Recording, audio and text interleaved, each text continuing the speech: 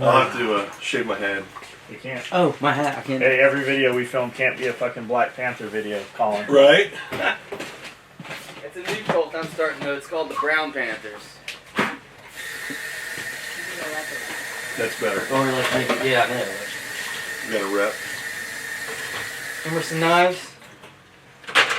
This is the only flat bill I've ever. Well, no, wait. There was one other one, but it was much younger. This is the only one since then that I've liked wearing this much. It's not even a flat bill anymore because you curved it, which I like. There's I a fucking hate flat bills. It's a very slight. And you curve. stuck the hologram. I took the hologram off, so I took kind of the ghetto out of it. Like Ernesto probably still wears it with the hologram on it. Why do they do that? Horton does that too. Cholos do that, and so do like gangsta white dudes. Oh, because there's a lot of fake ones out on the streets or check what? that out. Oh. We won't be using that one anymore. Will it still? No. And I popped it too, so that can's no good. You want me to get Leatherman and open it? You gonna open it with a leather? Yeah. Fuck For yeah. real? Fuck yeah. All right. Try to keep all the metal out. Try to keep the metal out. All right. I was fucking. Oh, I can tell you how it broke. It ain't gonna work. It's stripped inside. It was plastic. yeah, I feel it. Yeah, moving. I can tell you how it broke. We had that can that was dented, and when it got to the dent, I kept turning it, and I didn't realize it was just fucking molded in. You broke it with your Like, nice. it's actually a piece of plastic with plastic teeth in it that go on the metal, and it's just shot.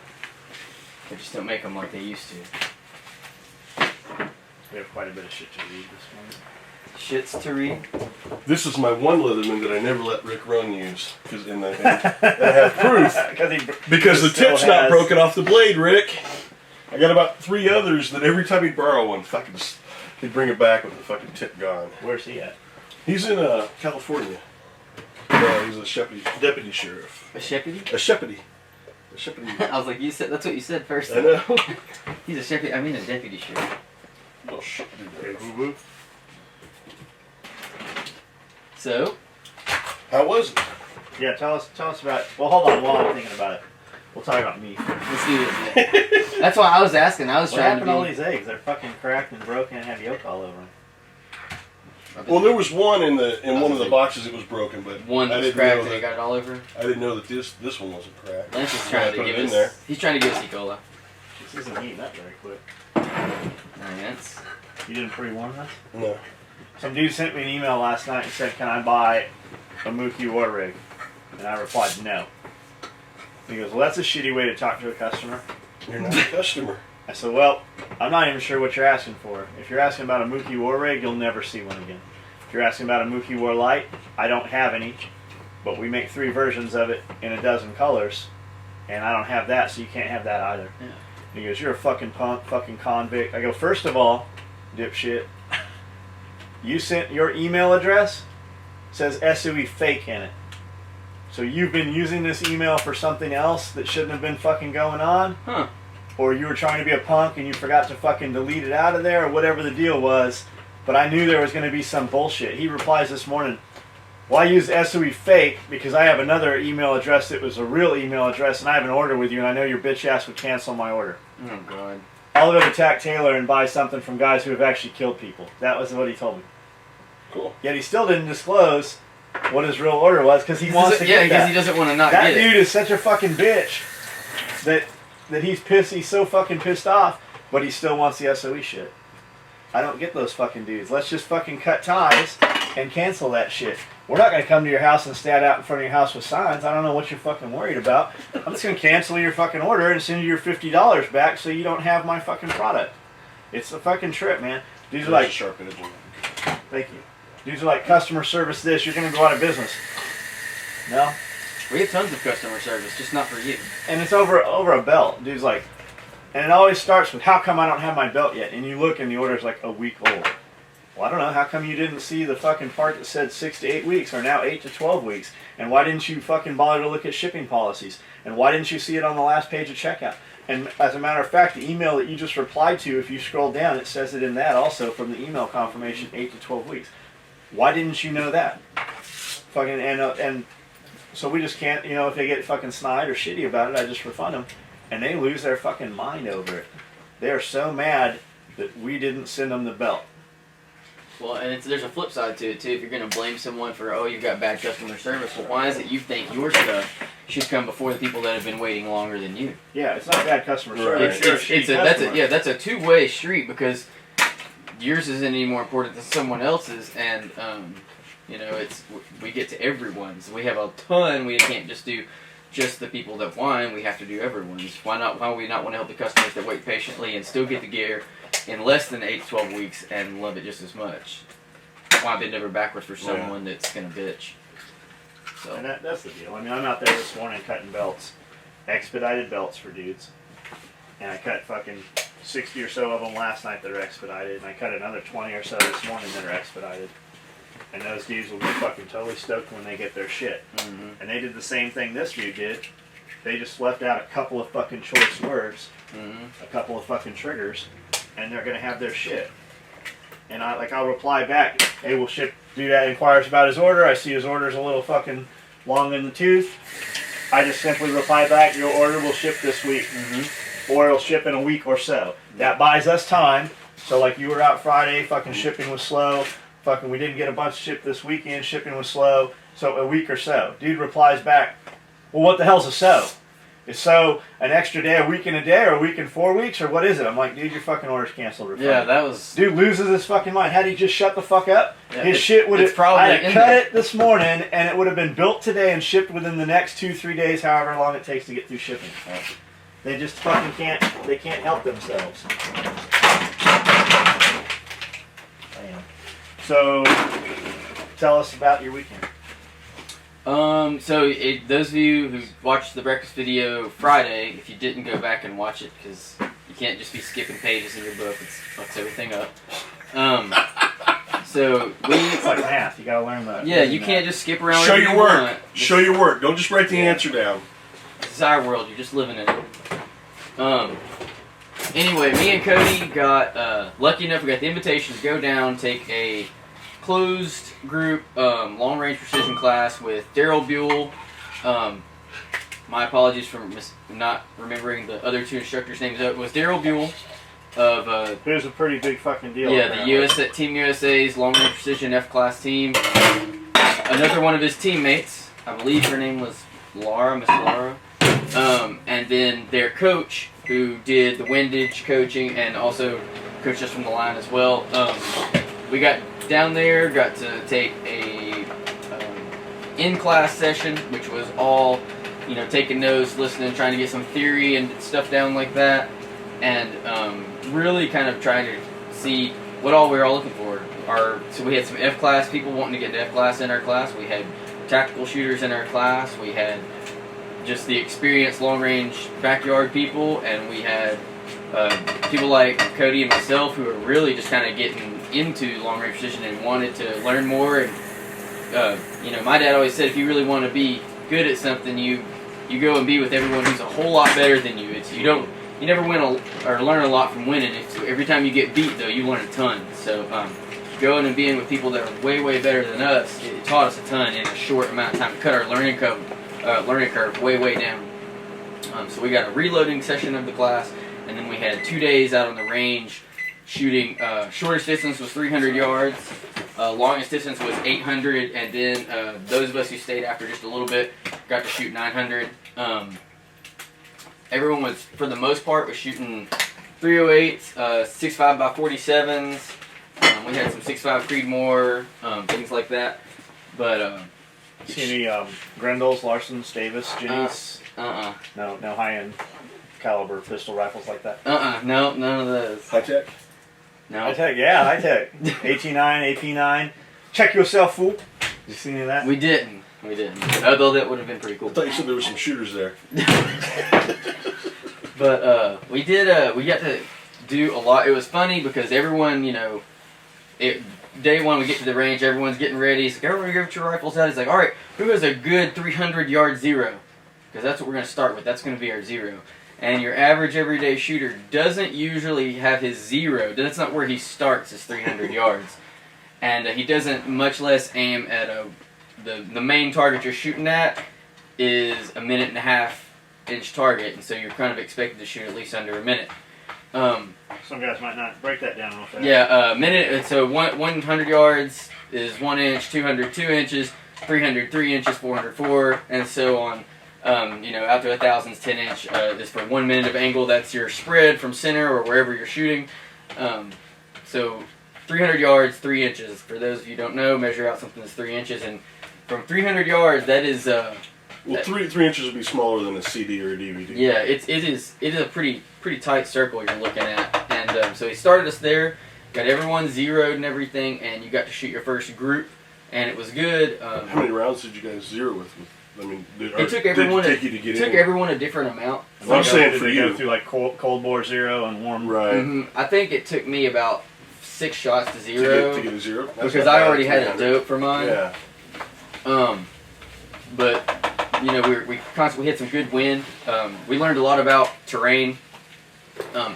He got us to look at pictures of the range we were at, and you had a hill on one side, and you had a valley that came out, and there are flags that they had set up. Almost the entire time we were there, we had no wind on our station, no wind at 700, but 5 to 600 was like gusting back and forth and spinning around. And so that was really where your wind call was at. You had to figure out how much that was going to change you. But 300 was pretty easy, by comparison. But man, once you figured out your zero, then you got people over there kicking dirt and cussing because of 2 inch spreads. Because 2 inches in that particular group of people kind of looked bad. So what were you shooting?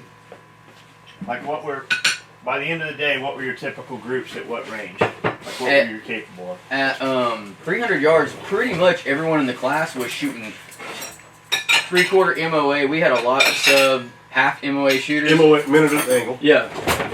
Cody shot a half-inch group at 300 yards, which is a sub-quarter minute, or it's like right at a quarter of a minute MOA, which is absolutely outstanding, which kind of just goes to show good coaching, good building of fundamentals. It was really good because he went in knowing nothing. It's almost really good fucking equipment. Yeah, like you're kind of racehorsing it there. Kent built him a fucking rifle. Yeah, you're kind of racehorsing it. The tighter the tolerances, the better, and then it all becomes up to the shooter. But that's really when you see just how delicate, even a slight, I'm talking an unnoticeable amount of pressure in your shoulder, or loading under your bipod, things like that, starts to play a huge role. And for those of us, myself included, I do not like shooting off hard platforms. Yeah, but we were shooting. There should be enough. Yeah, okay. It'd been raining a few days, so we were shooting off a lifted wooden platform to be able to see over mirage and over grass and everything and stay off the mud. And a lot of us there were shooting Atlas and Harris bipods, and they have some bounce to them on that kind of stuff. The guys that were running the larger F-class type bipods were way more stable. But is it a heavier bipod or something? Is that what you're saying? It spreads your to wider angles, and so you just have a whole lot less jump and a whole lot more stability. But every time you overcome some adversity, it's just like going to a different tournament or a different terrain. You learn a little bit and gather something from each of them. So there is really no bad. Even if you're shooting bad, you're still learning, and so next time you shoot that, you'll shoot better than you did the time before. So could we get Daryl Beal to come out and do another class, private class? I think I guess that's what he does. Yeah, I think that's what, because they just went and did one in Georgia, and then they did one in South Carolina, and I think he kind of travels with that group and to see what kind of turnout they're getting. But so we could come back, host him, get Kent and do probably. SOE. Yeah, probably. And I told Kent, I said, man, you need to run a class even if it's just yourself, because Kent really does an outstanding job. When you're talking reloading and stuff like that, Kent takes more time than a lot of people. And Daryl was kind of Kent's partially his mentor in some of it. He helped Kent in some areas that Kent needed a little bit of help. And so tell the spray paint can. Oh yeah. So there at the end of the class, everybody was kind of everyone was zeroed for. We all had our dope for 800, and we were all. Kent wasn't in the class. Kent was really just kind of watching, helping people, getting things set up. Him and his girlfriend, they got us lunch. They took care of us really the whole time. Kent took care of all the range stuff, carting people back and forth to the house for bathroom breaks. He did an outstanding job hosting the event. But at the end of class, they put some paint cans up because they were painting the seal every time we'd get dirtied up from all the shots hitting it. And Daryl set a couple up and wanted to shoot him. I guess he had a guy 338 that he got out. And I laid down because we were just kind of playing at that point, and I was shooting a suppressor that a guy let me borrow and play with. And Kent hopped over, and he said, "Hey, Colin, move over." And I was like, "What are you doing?" He said, "I'm gonna shoot that can." And because he's Disney, Daryl's trying to shoot it. And I said, "All right." I said, "I'll call you." So he shot once. I was like, "You are like right above it." And he shot a couple times right above it. And then next time I saw, and Daryl was like, "Y'all aren't shooting my can, are you?" And Kent was like, "No, man, I'm shooting steel." And because Daryl was still trying to get his 338-0 because he wanted to blow it up. What he was doing, he didn't shoot the can at 800 yards. Yeah, 800 He yards. didn't shoot the can. He shot the fucking nozzle off the can is what he was doing. The can was still there. Yeah, he told him. He said, I think I hit. Shoot the can. Yeah, he shot the lid off of the little paint spray can, which was pretty cool. But Daryl told him, he said, if you'll stop shooting my targets, he's like, I'll give you a beer or something like that. Because Daryl was having a hard time getting his 338 on because he hadn't shot it in a minute. But it was fun, and it was crazy to see. That was Cody's rifle that Kent shot, and I mean, just to watch him get up there, he grabbed the dial, turned it, rolled on, just instant, like he just knew. Yeah. And it's crazy to see an experienced shooter do that. And Rounds down range. Laura and Daryl, they got up with their F-class guns, and they at 300 yards they really didn't have groups. Putting keyholes. Yeah, it was the craziest thing, like to see that, and man, those guns right there, they're like drag cars. Like they're built for one purpose, and man, they do that thing really, really well. Keyholes would be where you shoot several times at a target, and you hit it every fucking time, but it looks like it's only been hit once. Yeah, it's just a ragged little hole. Yeah. But we got to do all that, and I mean, it was neat. We really had a good group of dudes there. I gotta throw one of the guys there. His name's JC. Kent said he was always he jealous because Kent got to be in a video, and I guess he's bashful. Who's JC? His name's Justin, but he's a mechanic down there. Got to be in what video? One of ours. Well, has he ever been here? He hasn't yet. Well, how the fuck's he gonna be in a video? Yeah, he keeps saying he wants to come up, and I think he's gonna come up with Kent next time. I told him to come up. He's a mechanic? Yeah, he's evidently pretty good, and he's also a black belt. He's the one with the Spartan beard I told you about. Looks kind of scary. Well, I got 2 broke lawnmowers I need fixed. But Kent said he. Look, for real, I got 2 broke lawnmowers I need fixed. He must have done that this weekend. He mowed, didn't he? Yeah, he did. He mowed / bush hog. Yeah. With riding lawnmowers. Let's see how fast we can run this shit over with blades on the bottom of a piece of machinery is how he mows. But shout out to JC. JC was super cool. I actually bought my factory ammunition from him to run in the class because I didn't have enough of my hand loads worked up. And honestly, I was kind of glad that I got to shoot it because I was shooting 3/4 MOA most of the class, and to shoot that with factory, when I roll over and do the other one, it'll just be that much better. And I didn't waste some of my high-end stuff to learn in the class. And but it was cool hanging out with him. We got to stay with Kevin. I can't remember his last name. His name's Doobie, or that's his nickname. But he let us stay at his house. He runs a big stamping factory. Him and his family across the street from Kent's shop, and we got to stay at his lake house. And really, really good dude. Really, all the guys we hung out with, an extremely solid crew of just gentlemen. Everyone helping everybody. Everyone sharing information. Trying to help everyone learn, spotting for each other. Just a good class. If you ever get a chance to go out there with Daryl and his people that are helping him coach and run that class, do so. It is more than worth your time, and again, it'll cut your learning curve way down when you're talking about getting in long-range precision. So, thank you to them, and thank you to Kent and everyone else who was involved in putting that on because it was outstanding. Thanks for letting our guys go. Yeah. Thank you for letting me and Cody run out on the weekend, man. Cause running out on a Friday is kind of a hard time in here, so I know I put pressure on other people doing that, but I learned a lot, so plenty to gather and gain from it. Definitely. It's cool. But I did a video. I got a second video gonna go up about the truck that I went to High Power Performance and got my stuff done. So I just want to say sorry to Kevin Doobie from this weekend. He runs a Duramax that he thought was evidently a pretty nice ride until he got next to my Dodge. And did you give him a big black cloud? Hold on. The higher power performance guys do Ford trucks. They do. And maybe Kevin, maybe you should take your Duramax to them. They could probably get it You're running pretty right. close. Yeah.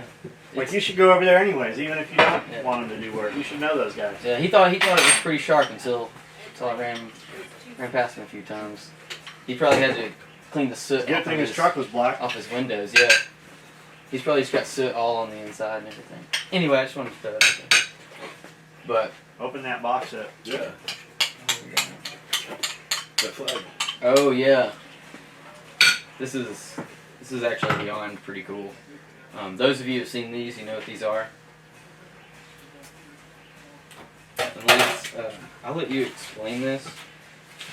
You got it. Yeah. This says to John, Lance, Pablo, and the rest of the SOE team. I wanted to send you guys something because I think it's important that you guys know how appreciated you are. I've been watching your breakfast videos, along with your other videos, for quite some time. See, he's not skipping steps. I love hitting play and drinking a beer to listen to your guys' shit. John, you make me fucking laugh. No matter how many times you explain your return policy, there is always some dickhead that wants their money back. I know you put up with so much shit, and I don't mean to be an ass about it, but it makes for good drinking time. Lance, I must admit, I don't know too much about your past, but from what I hear, you've come quite a long way. It must be amazing to know that not long ago, you weren't in the best of shape. I admire your hard work and self-determination. You have, along with the help of your close family and friends, Tactical Pablo, Chacos, not Get out of the Tezers. camera. just continue being you, man. Trying not to get pulled over anymore. Oh, Tactical Pablo. Thanks. Yeah, I don't get pulled over much in a big white dude truck. I'm just saying. I'm not saying maybe the police need to watch the whole profiling thing, but maybe. Well, probably if they see you in, it probably looks like you stole it. So. I know. I'll have to tint the window so they won't think I've stolen They it. don't see your little ass in there. I told They knew you were Cody. Brownlee police. Yeah, I told Cody, I said, if I get pulled over, they're gonna think I abducted a white kid. Like, that's not yours. Anyway, I appreciate everything again. Figured this would look nice hanging in the new warehouse. When I get some leave, I'll be sure to come and visit from Murfreesboro. Take care and be safe. Ian Kegel, pronounced Kegel. Yep. Thanks for putting that down. And Sure. this is, see if you can guys see this. This is the 77th Expeditionary Squadron, Double Down. That's their call sign, signed by them. This was flown for the original SOE team on a combat sortie, right? Mm-hmm. Sortie in support of Operation Inherent Resolve in an F-16 Block 50 Viper. So, That's pretty awesome. yeah, this was flown in an actual mission, and Yeah, I saw it. It's like you explained that means the sortie mission. That's how you know it was Mhm. actually Every time they take off, every time they run an operation, it's a sortie. pretty sweet. heck yeah. Thank you, Yeah, thank you guys Thank you very very much. much. That's very That's awesome. and thanks for your service, Captain Ian Lee Bear. That's pretty cool. I bet it's Son fun. Gambler I'd like to 22. fly on a fighter jet. Well, you know what that means. That means that he can get us down there to to go on. get in those airplanes. I just want to do the I loop. wonder how scary that would be. No, he ain't gonna take. He can't get you up to take a flight, Yeah, but he can get you on the tarmac to look at the Yeah. birds. I always think when I see those, I always think the movie Armageddon. You don't meet the height When they requirements take 'em, for you the know, ladder to get in the train 'em. cockpit. What? You're not tall enough. I know. You I can't feel climb the like ladder to get in the they cockpit. do have They don't have they a- do that have is pretty, awesome. yeah they do have pretty strict rules about that whole thing. They don't have You have to be a official certain seat height and for it. weight to be a pilot and stuff, don't you? I had a. Hold on.